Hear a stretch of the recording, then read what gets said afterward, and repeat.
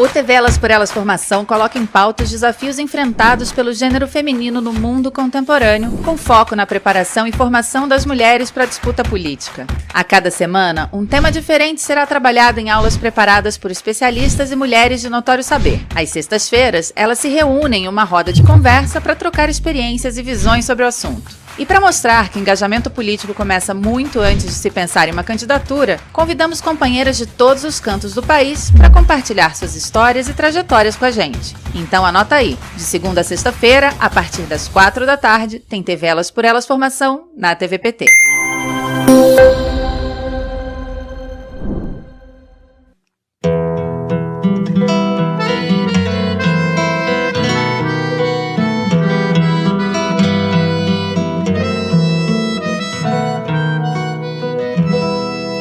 O lugar que é bom pra mim é onde eu quiser estar.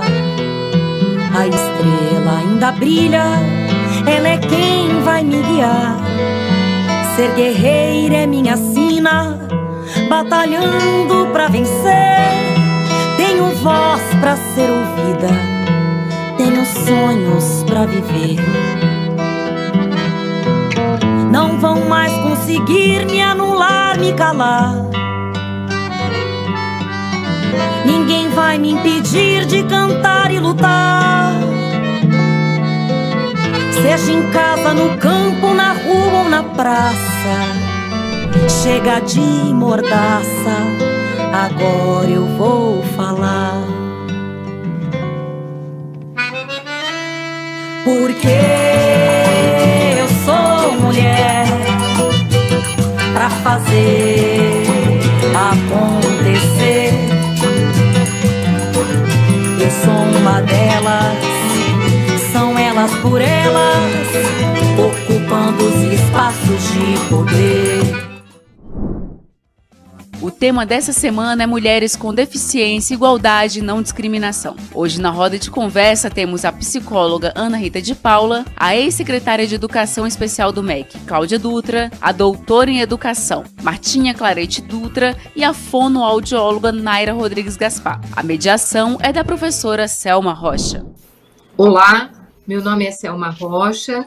Eu farei a mediação dessa nossa roda de conversa sobre deficiência e gênero. Eu vou fazer aqui a minha autodescrição. Eu sou uma mulher branca, tenho cabelos estão acima do ombro, castanho, estou usando uma blusa bege e brincos verdes. Bem, antes de mais nada, eu quero apresentar as nossas convidadas que fizeram um trabalho muito importante em relação à formulação de um conjunto de questões. Eu quero apresentar a Ana Rita de Paula, que deu a aula sobre gênero e deficiência, uma perspectiva feminista e anticapacitista. A Ana Rita é psicóloga, foi consultora da SORRE Brasil durante 20 anos, além de outras organizações não governamentais e órgãos públicos municipais, estaduais e federais. A Ana Rita recebeu, entre outros, o Prêmio Direitos Humanos da Universidade de São Paulo, em 2001, e o Prêmio Nacional de Direitos Humanos, outorgado pela Secretaria Especial de Direitos Humanos da Presidência da República, em 2004. Ela é mestre em Psicologia Social e doutora em Psicologia Clínica pela Universidade de São Paulo, e há 30 anos faz parte da liderança do Movimento pela Defesa dos Direitos da Pessoa com Deficiência. É coautora do livro Sexualidade e Deficiência, Rompendo o Silêncio, e autora do livro Asilamento de Pessoas com Deficiência, a institucionalização da incapacidade social. Ana Rita é uma pessoa que é paraplégica, e eu fiz questão de ler primeiro o currículo para que todo mundo entenda as questões que ela vai colocar ao longo da sua aula, fazendo já um convite para que todos possam participar e acompanhar a aula da Ana Rita. A segunda aula foi ministrada pela Cláudia Dutra, o direito à educação, igualdade e não discriminação.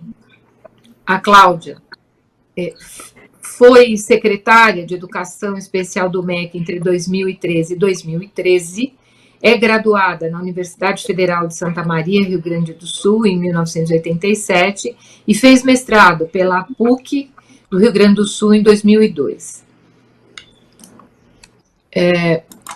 Agora eu quero apresentar a vocês a Martinha.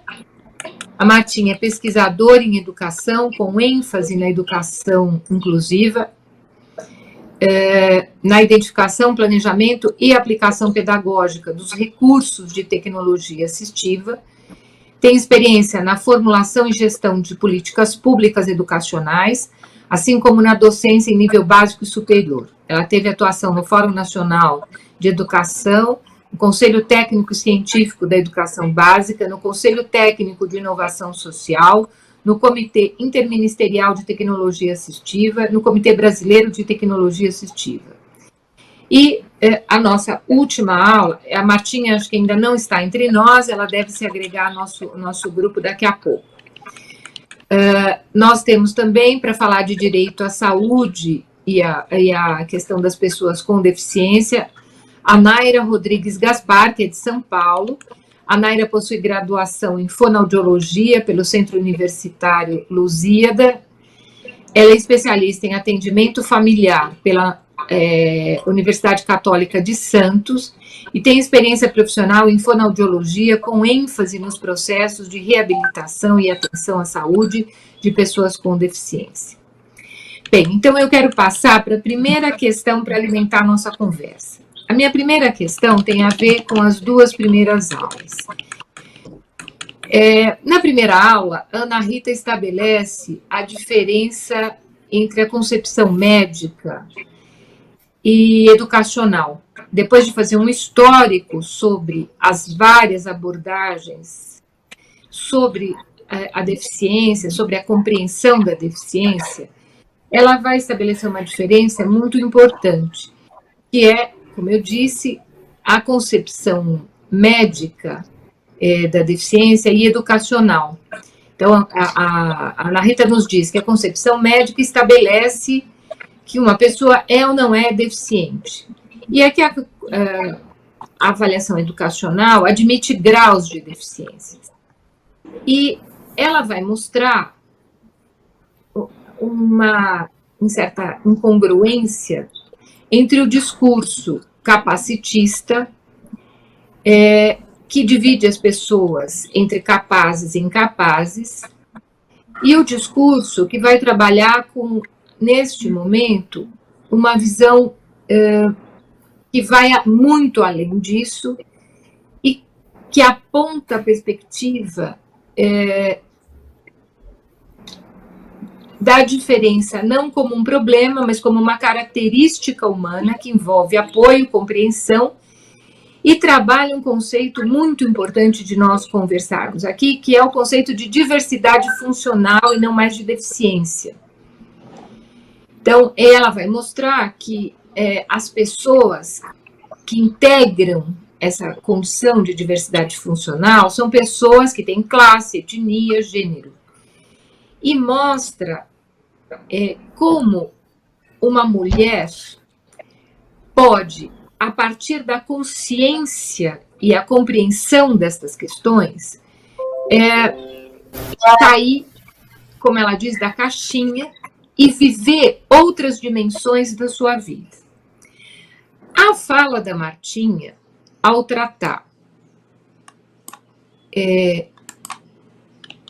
da legislação internacional e ao tratar da legislação nacional, basicamente da Constituição, ela vai nos falar da Declaração Universal dos Direitos Humanos, dos pactos internacionais que são reconhecidos pelo Brasil, para mostrar a importância. Ela trata dos direitos civis, trata dos direitos políticos, trata dos direitos difusos, dos direitos coletivos, e ela dá uma ênfase importante aos direitos coletivos ao nos mostrar que a pobreza e a desigualdade de gênero são consideradas efetivamente violência contra os direitos humanos E elas não têm a ver, necessariamente, apenas com a condição física do indivíduo, mas com a condição social e com a natureza das políticas públicas desenvolvidas. Então, essas duas abordagens, elas se complementam. E ela ainda vai nos dizer que as mulheres com deficiência são a maioria, mas são a minoria quando se trata do acesso ao trabalho, por exemplo, que se completa com todas as barreiras sociais que, no mais das vezes, são interpretadas, compreendidas como incapacidades individuais, como eu falei antes. Então, o que eu gostaria de que vocês comentassem é como essas duas questões, postas pela Ana Rita, o conceito de diversidade funcional e a possibilidade da mulher ser percebida e se perceber como uma pessoa com múltiplas características e potencialidades, portanto, não apenas como uma deficiente, e a responsabilidade, ou as responsabilidades do Estado, frente às violências contra os direitos humanos e a promoção da exclusão social, tendo como horizonte a frase final da aula da Martinha, que é preciso dignificar a vida das mulheres. Eu queria que vocês quatro comentassem essas duas abordagens, antes da gente passar para o próximo bloco. Cada uma terá 3 minutos para os comentários, o nosso tempo é pequeno, mas a palavra está com vocês. Eu pediria que a Cláudia Dutra começasse. Sou a professora Cláudia Dutra, secretária de Educação Especial do Ministério da Educação. Sou uma mulher branca, uso óculos, sou uma pessoa sem deficiência. Hoje estou usando tenho um cabelo castanho claro, um pouco abaixo do ombro, e hoje estou usando uma blusa azul com bolinhas brancas. Esse debate sobre a questão das mulheres com deficiência e a questão colocada aqui é sobre o papel do Estado. Do ponto de vista da gestão da educação, sem dúvida, a gestão do Estado tem um papel fundamental no enfrentamento às exclusões, dentre elas a múltipla exclusão, né, que as mulheres com deficiência sofrem. E uma das principais exclusões é no acesso à educação e no acesso às condições econômicas, né, ao mundo do trabalho. E a educação brasileira, na aula que eu abordei aqui, a questão do direito à educação, um dos aspectos levantados, apontados, é a política de inclusão que o Ministério da Educação passou a adotar no Brasil a partir de 2008, nos marcos da Convenção Internacional sobre os Direitos das Pessoas com Deficiência, ratificada pelo Brasil em 2009, uma convenção que entrou em vigor a partir de 2006 e foi ratificada no Brasil com status de emenda constitucional.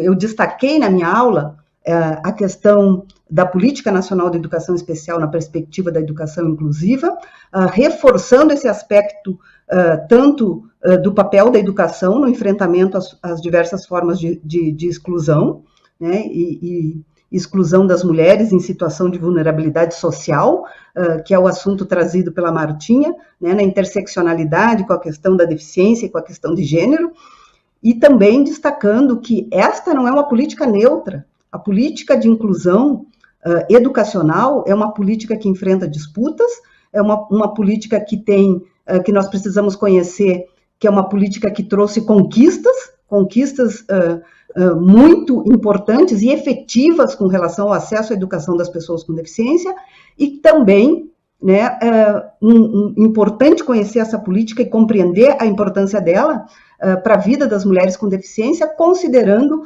os fortes ataques a essa política no contexto atual brasileiro. Obrigada, Cláudia. Eu gostaria agora de passar para a Naira. Bom, olá, muito bom estar aqui nessa roda de conversa. Eu sou a Naira Rodrigues, eu sou uma mulher branca, de cabelos um pouco abaixo do ombro, um pouco avermelhados. Eu estou usando uma roupa sem mangas branca e preta. Estou sentada na minha bancada de trabalho no meu quarto e estou usando uma leve maquiagem nos olhos, um lápis e um batom. E estou usando brincos com 3 folhinhas douradas penduradas. Bom, eu acho que para a gente falar, né, das questões, né, do capacitismo, esse aspecto, né, da dimensão histórica e de representação cultural e dos marcos, né, que a gente tem no campo das pessoas com deficiência, e mais precisamente no campo das mulheres com deficiência, eu acho que tem uma questão, né, do lugar de onde a gente vem. Eu falei muito isso na minha aula. Então, eu sou uma mulher cega, uma mulher com deficiência visual, sou cega, e tive a oportunidade de me tornar mestra em Ciências da Saúde pela Universidade Federal do Estado de São Paulo, a partir de uma política de universalização do acesso ao ensino superior na primeira década do século XXI. E eu estou dizendo isso porque quando a Cláudia traz, né, é um campo de disputa a questão da educação e dos processos e de políticas inclusivas e emancipatórias para pessoas com deficiência, é isso, né? Quando a gente consegue construir uma lógica, né, de política pública que realmente é emancipatória e inclusiva, as pessoas têm acesso e conseguem se constituir de uma outra forma, né, de uma forma, de fato, livre, né, e mais igualitária na sociedade. O capacitismo, uma outra questão, né, que o capacitismo, ele ganha muita força a partir do avanço das políticas neoliberais do governo.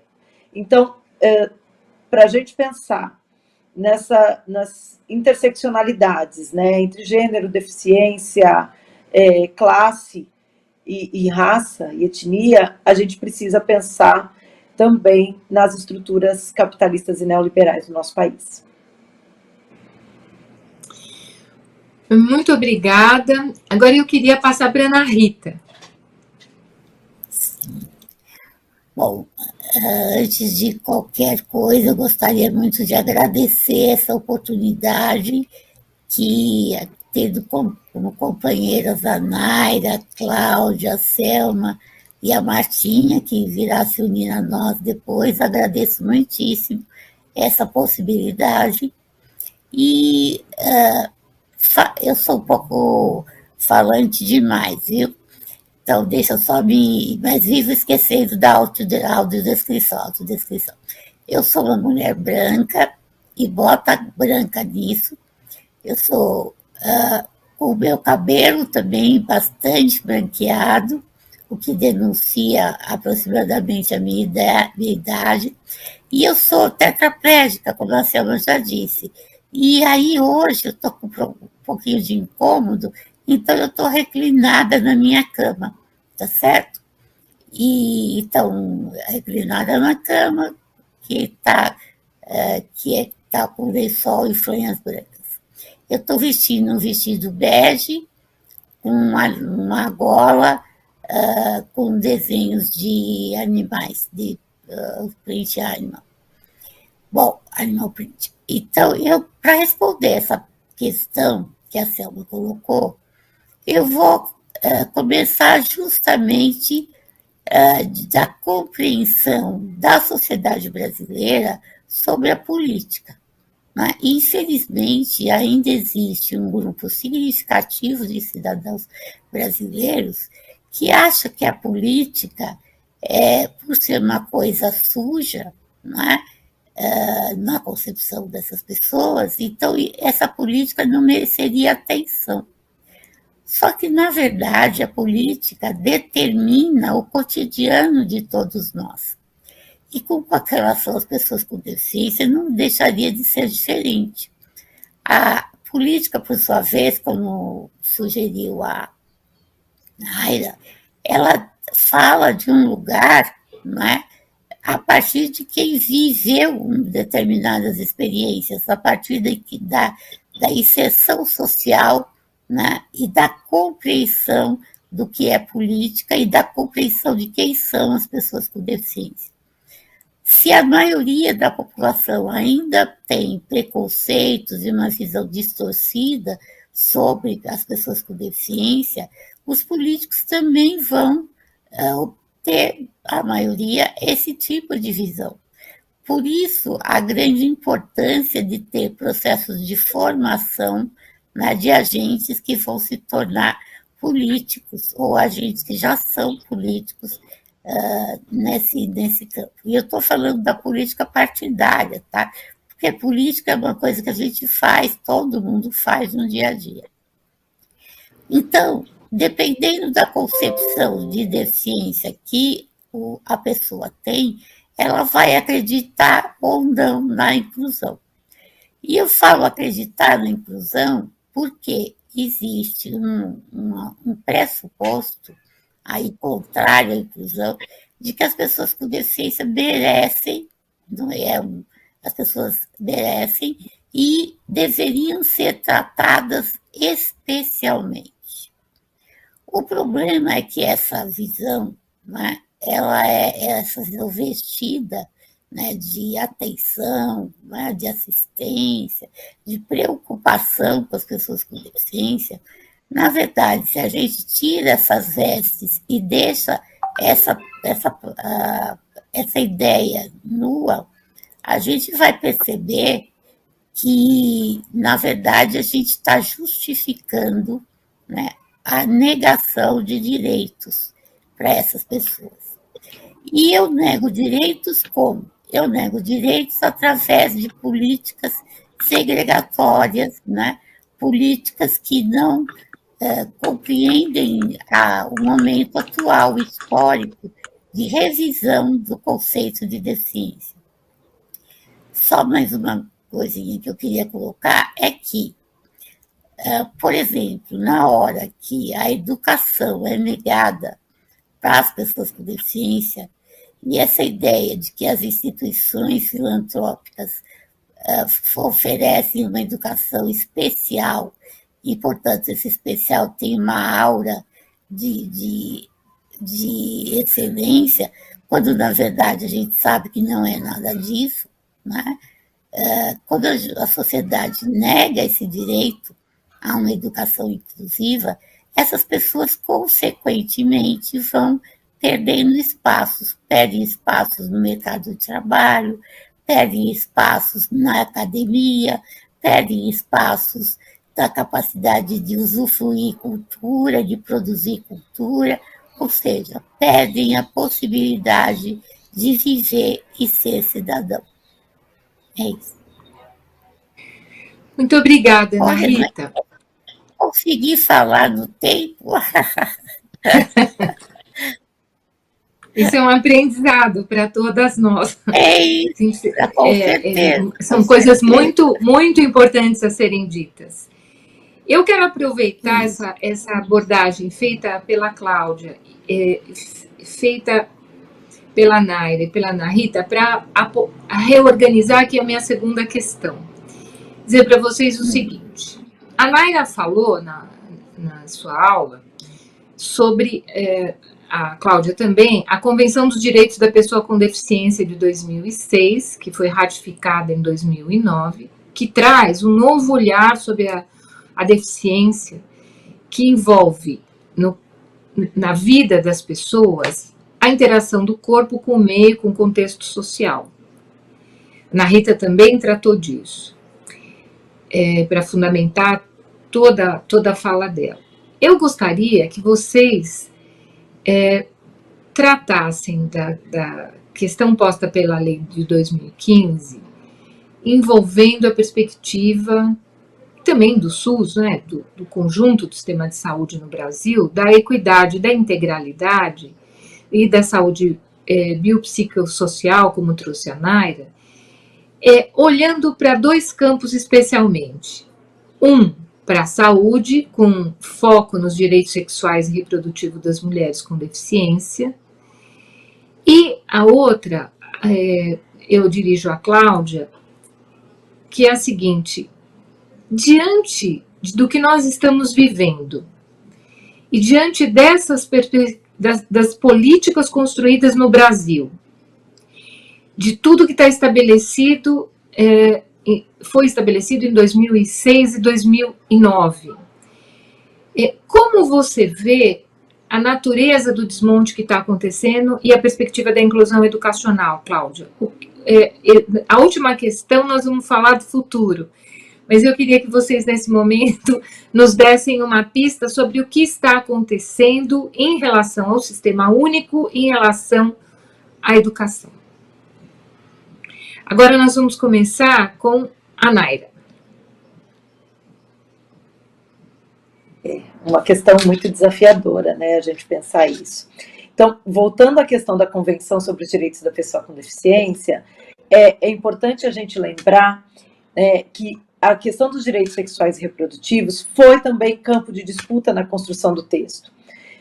Então, os países levavam os textos para uma construção coletiva, né, e disputavam os espaços, né, e as lógicas que impostas, né, para esse texto da convenção.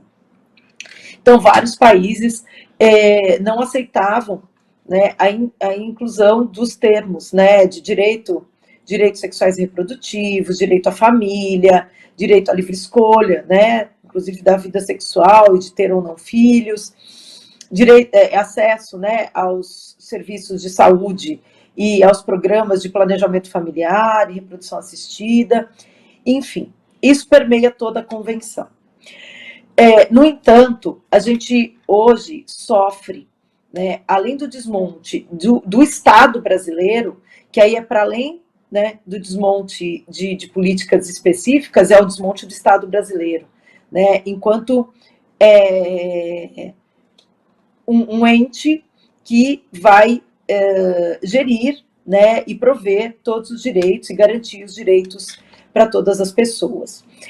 Nós temos, inicialmente, o corte de recursos financeiros, né, para o Sistema Único de Saúde, para a educação e para a assistência, que isso agrava, em especial, a questão do acesso à saúde, e aí da equidade do acesso à saúde, porque os recursos financeiros do SUS, principalmente nesses 2 últimos anos de pandemia, não foram, né, não têm sido voltados para as políticas estruturantes de cuidado e atenção à pessoa com deficiência, e a gente vive uma crise de valores no país, né? São políticas constituídas à base de valores morais e religiosos, de determinadas vertentes religiosas, que impõem, né, para as cidadãs, principalmente para as mulheres,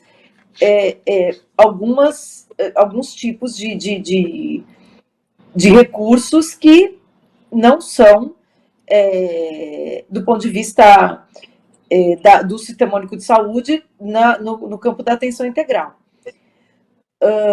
E, por último, eu entendo que também existe a necessidade de romper com esse olhar que a Ana Rita estava trazendo, do que é para a pessoa com deficiência especial, né? Então, as pessoas com deficiência foram sempre vistas como pessoas assexuadas, né? Nós temos ainda no país muitos programas, né, embora isso seja vedado tanto pela Convenção e também pela Lei Brasileira de Inclusão de 2015, existe ainda muitas intervenções forçadas em mulheres com deficiência para intervenções de esterilização, né, inclusive impedindo o exercício da capacidade legal para que essas mulheres não possam fazer escolha, né, de ter ou não filhos e de exercer sua sexualidade. Eu acho que nós estamos, no meu ponto de vista, passando por um momento de terror, né, e um terror que pune moralmente, né, aquelas pessoas que têm menos possibilidades de acesso de fato. né? E aí, de novo, o recorte de classe e gênero, né, batendo na nossa porta. É isso. Obrigada, Naira. Eu vou reformular aqui a questão. Primeiro, Martinha, seja bem-vinda nessa roda de conversa. Um prazer estar aqui com você também. Eu formulei uma questão que eu vou reformular em função das nossas questões de tempo, para que vocês tenham mais tempo de falar do conjunto. Vou explicar o que eu quero dizer. Eu fiz aqui uma pergunta, uma questão, uma provocação, considerando as referências que vocês fizeram à Convenção dos Direitos da Pessoa com Deficiência, o novo olhar que se estabeleceu a partir da Convenção em 2006 e da ratificação da Convenção, né, em 2009 pelo Brasil, considerando a ideia de que a deficiência supõe uma interação do corpo com o meio e o contexto social e demanda, como a Martinha colocou, políticas do Estado para que essas garantias no plano dos direitos humanos se realizem plenamente. Bem, eu gostaria de perguntar a vocês, em primeiro lugar, o que está acontecendo com a saúde e a educação e com as outras políticas neste governo. Ou seja, o que significa o desmonte referido várias vezes nas aulas de vocês. Em segundo lugar, eu já vou pedir, e depois eu devolvo a palavra para a Naira, para ela falar disso também, o futuro. Ou seja, como é que vocês veem, que desafios vocês veem para que a questão de gênero, deficiência e garantia dos direitos humanos no Brasil possa ser, de fato, objeto de uma política pública. Tendo aqui como referência aquilo que a Ana Rita acabou de falar sobre o que é política e sobre a importância da política partidária na vida das pessoas. Então, gostaria que vocês falassem sobre o futuro, tendo em conta, e repito, os desafios das políticas públicas no Brasil. Ana Rita, é com você. Tá bem.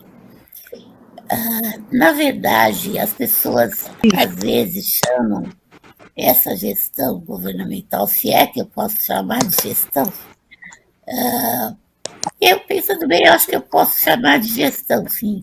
É a gestão que promove o caos. Então, na verdade, essa gestão, né, que promove o caos, muitas pessoas chamam esse governo de um governo liberal.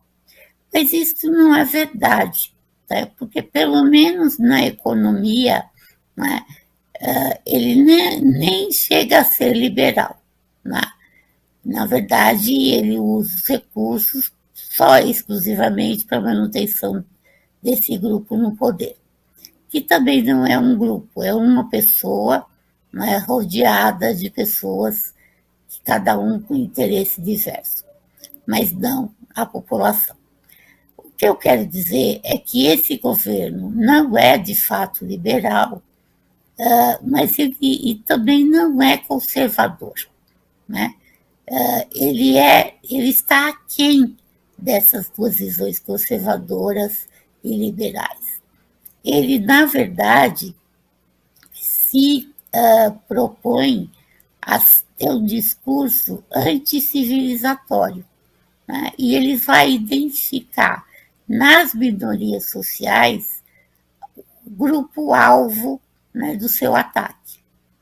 Então, na verdade, nós estamos vivendo um ataque dessa gestão deste governo para pessoas com deficiência, para mulheres, né, para as pessoas com transtornos mentais, ou seja, para os grupos minoritários, que são, na verdade, vistos como pessoas sem valor social. Na minha aula, eu comento quanto a pessoa com deficiência em determinados momentos históricos viveu essa condição, né, de desvalorização do humano. essa visão, né, de que as pessoas com deficiência pertencem a um estatuto que está aquém do humano, né, a gente pode ver isso ao longo da história. E apesar de hoje isso não ser assumido, né, ele, na verdade, é a base do discurso e principalmente da prática.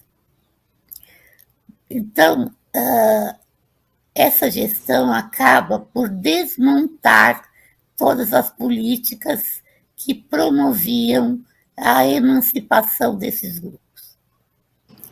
A questão, gente, é que, particularmente no caso das pessoas com deficiência, como eu disse, é uma vestimenta de assistencialismo e caridade.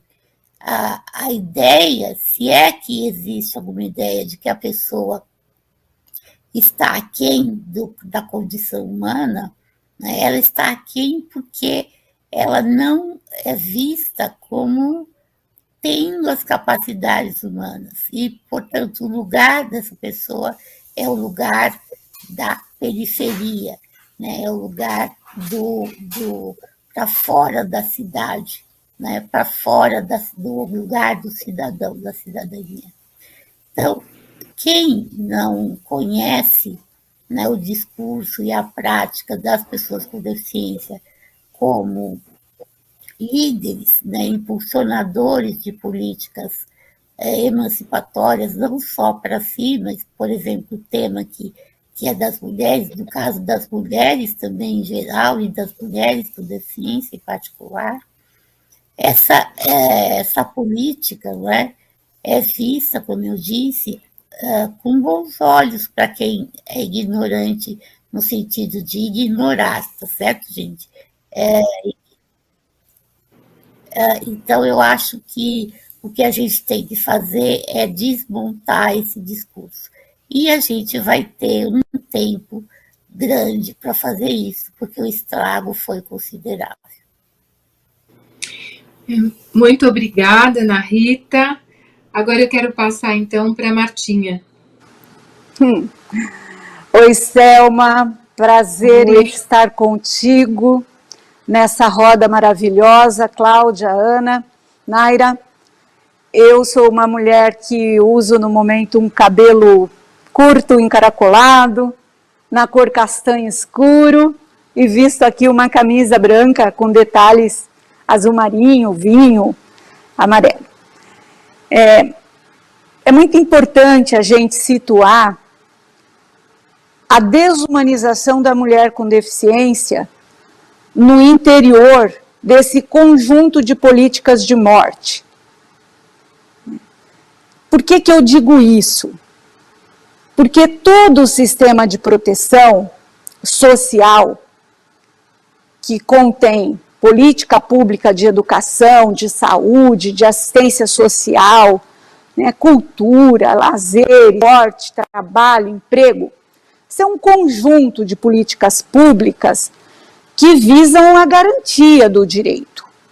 Se esse processo vem sendo deteriorado a passos largos, significa que a parcela mais vulnerável fica automaticamente com uma sobreposição de desvantagens. Essa é a situação da mulher ciência em situação de pobreza no nosso país. Vem sendo desumanizada, porque esse é um processo que tira direitos, que apaga a pessoa e que a destitui da sua condição de sujeito, de humanidade, né? Então, nós vivemos uma situação, por exemplo, em que uma mulher com deficiência pobre não tem o direito, a condição de chegar num órgão público, seja ele do Poder Executivo ou do Poder Judiciário, e dizer: eu tenho um filho, uma filha, eu quero exercer a maternagem e eu preciso que os meus direitos sejam assegurados para que eu tenha esta condição. Sabe o que está acontecendo, minha gente? Essa mulher vem sendo destituída do seu poder familiar. Ela simplesmente recebe a notícia de que ela não tem capacidade de ser mãe. E essa criança é retirada dela, lá na maternidade. Isso vem acontecendo. Só um exemplo para as pessoas entenderem do que nós estamos falando. Então, a nossa convenção vem sendo rasgada a todo momento. Porque se eu preciso de uma condição de acessibilidade para que eu desempenhe as minhas potencialidades, para que eu atue como mulher nos diferentes espaços da sociedade, e essa condição de acessibilidade não me é garantida pelo Estado brasileiro, simplesmente eu deixo de acessar esse direito humano e passo a ser encarada como incapaz. Esse é o dano maior. Martinha, muito obrigada. Mais uma vez é um prazer tê-la aqui com a gente. Eu quero passar agora para a Cláudia Dutra, para suas considerações sobre as questões e também sobre o futuro. Essa é uma pergunta aqui sobre a questão do que significa esse desmonte com base na conquista do direito à educação por meio da Convenção Internacional de 2006, sobre os direitos das pessoas com deficiência. Em primeiro lugar, essa convenção representa um modelo, né, a mudança do modelo de concepção de deficiência, e isso traz uma consequência importante para a educação. Quando nós mudamos a concepção da deficiência e deixamos de ver pelo viés do déficit, que determinava quem tinha capacidade, quem não tinha capacidade, uma visão autoritária que classifica as pessoas, que classificava as pessoas e encaminhava ou não para o ensino comum, que era o modelo de integração que o Brasil tinha até o início do século XXI, determinava quem poderia estar numa escola, acessar plenamente o currículo ou não, com base nessa visão, nessa concepção de deficiência. Então, a convenção, ela altera essa concepção e isso traz, né, uma importante transformação a ser feita do ponto de vista do sistema educacional internacionalmente no Brasil. Então, no artigo 24 da Convenção, o direito à educação se efetiva num sistema educacional inclusivo. Nenhuma pessoa pode, em razão da condição de deficiência, ser excluída do sistema comum de ensino. É isso que está sendo desmontado.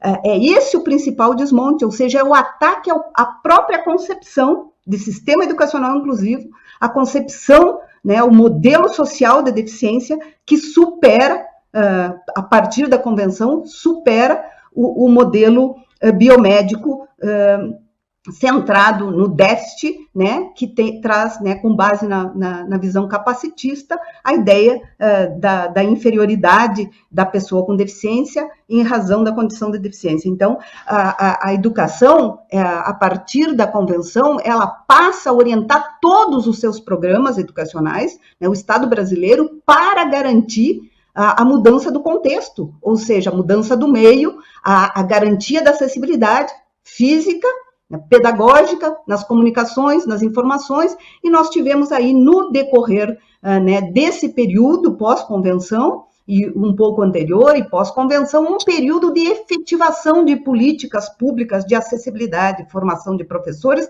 na perspectiva na base conceitual, né, estipulada pela convenção. Então, o nosso principal desmonte, ele se dá justamente com relação a essa orientação do sistema de ensino para uma organização inclusiva, garantindo, então, todas as condições necessárias para a transformação do ambiente escolar, né? Quando nós tínhamos antes a ideia de que a pessoa com deficiência precisava se adaptar à escola, tal como ela estava, E muda, então o que muda é a ideia de que a escola se modifica, a estrutura da escola, a formação de professores, a organização da gestão, a política pública que se transforma para acolher a todos os estudantes, para garantir o direito à educação de todos os estudantes. É isso que vem sido atacado. Exemplo contundente aqui, em razão do nosso tempo, para ilustrar bem o que nós estamos passando em termos de desmonte, e exemplificar o que eu estou falando de onde nós estamos sendo atacados, que é justamente na concepção, né, na grande alteração, na premissa central que essa convenção traz para as políticas para as pessoas com deficiência, é a fala do ministro da Educação atual. É um exemplo contundente de capacitismo. O ministro diz o quê? Primeiro, rechaça o modelo da educação inclusiva, estipulado pela Convenção, internacionalmente, pelas pessoas com deficiência, não foi por um governo ou por uma gestora ou um gestor, foi pelo próprio movimento das pessoas com deficiência, e também ele faz críticas, chama de inclusivismo, aquilo que é uma política pública de inclusão, seriamente discutida, fruto da luta dos movimentos sociais, das reivindicações das pessoas com deficiência, e também tentando desqualificar esse movimento, retornar com o decreto, né, do atual presidente, do presidente Bolsonaro, um decreto foi chamado Decreto da Segregação, criticado, né, no Brasil e internacionalmente, que é o retorno ao modelo que, com base na deficiência, classifica e determina quem pode ir para a escola comum ou não, quem vai ter acesso pleno ao currículo ou não, quem vai ter as condições de desenvolvimento das suas potencialidades, como colocava a Ana Rita, ou não. Então, esse é o grande abalo, esse é o grande desmonte. O ministro da Educação diz o quê? Que os estudantes com deficiência podem atrasar a aprendizagem dos demais.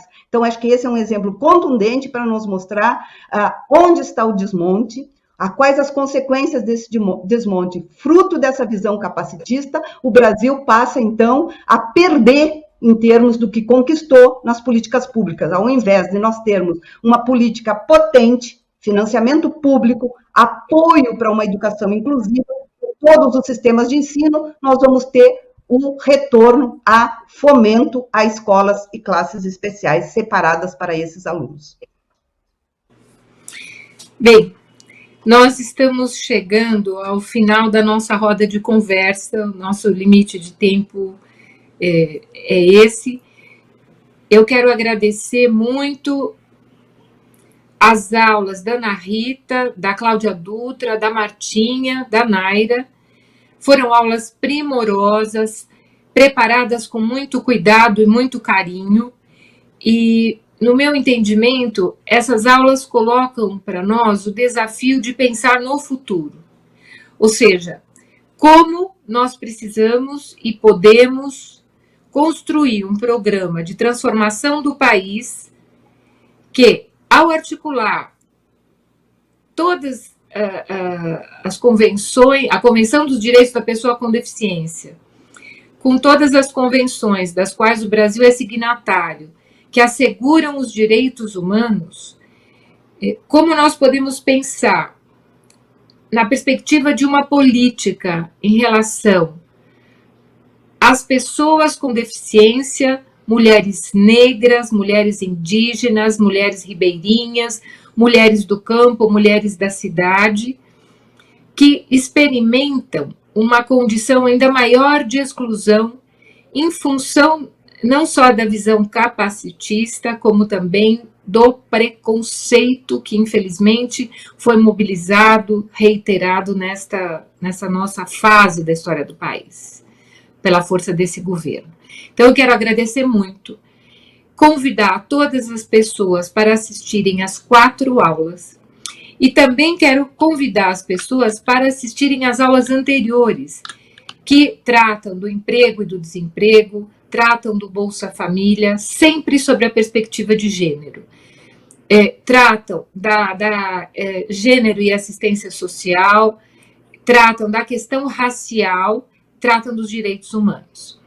E o meu convite se reforça com a perspectiva de que vocês divulguem ao máximo a TV Elas por Elas e estes programas e incentivem que rodas de conversa como essa continuem nos diretórios, continuem nos núcleos do PT, continuem nos locais de trabalho, continue nos territórios, continue nos locais onde as pessoas se reúnem para conversar sobre suas necessidades e seus desafios. Então, eu quero agradecer muito mais uma vez a todas as pessoas que nos ouviram. Mais uma vez, quero agradecer a Ana Rita, a Cláudia Dutra e a Martinha, a Naira, e deixar aqui o abraço para vocês. O TV Elas por Elas Formação de hoje fica por aqui. E na próxima semana o tema é Direitos Humanos e Gênero. E quem preparou as aulas foi a ex-ministra de Políticas para as Mulheres, Eleonora Menicucci. Você encontra todos os nossos programas na playlist TV Elas por Elas Formação no canal da TV PT no YouTube e em formato de podcast no Spotify.